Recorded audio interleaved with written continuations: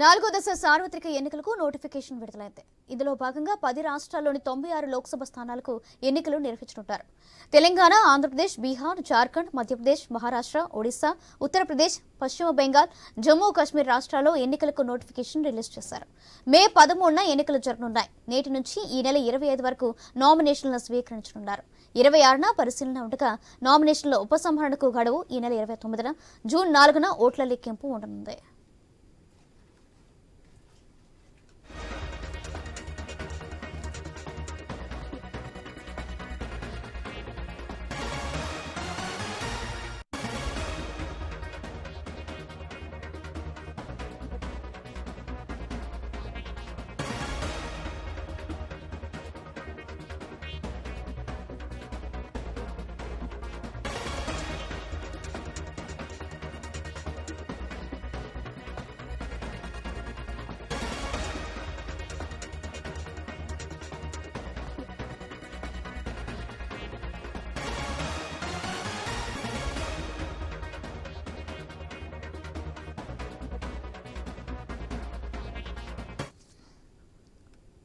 Guruji Ram Narayan G ప్రపంచ ప్రఖ్యాత జ్యోతిష్యులు ఇప్పుడు మన హైదరాబాద్ లో ఎటువంటి సమస్యలకైనా తక్షణ పరిష్కారం చేయబడును. సంప్రదించండి 96651137 9000004357.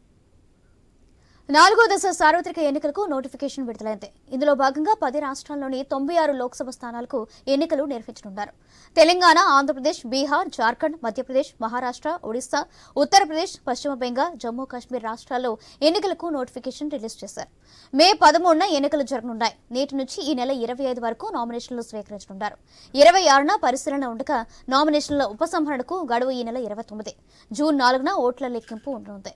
రేటు ఇదే విషయానికి సంబంధించి మరింత సమాచారం ప్రతినిధి రామకృష్ణ అందిస్తారు. రామకృష్ణ, రాష్ట్రంలో లోక్సభ ఎన్నికల పోరు మరింత ఊపందుకుంది. సార్వత్రిక ఎన్నికలతో కంటోన్మెంట్ ఎన్నికలతో పాటు నామినేషన్ల పర్వం ప్రారంభంగానే ప్రచారంతో పాటు ప్రలోభాలు కూడా పెరిగే అవకాశం ఉంది.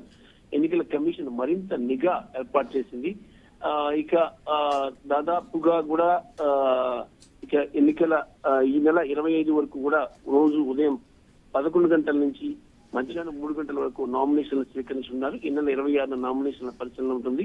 నామినేషన్ ఉపసంహరణకు ఈ నెల 29 గడువు ఉంది. మే 13న పోలింగ్ నిర్వహించి దేశవ్యాప్తంగా కూడా లోక్సభ ఎన్నికల ఓట్లతో పాటు కంటోన్మెంట్ ఓట్ల లెక్కింపు కూడా జూన్ 4న ప్రారంభం కానుంది.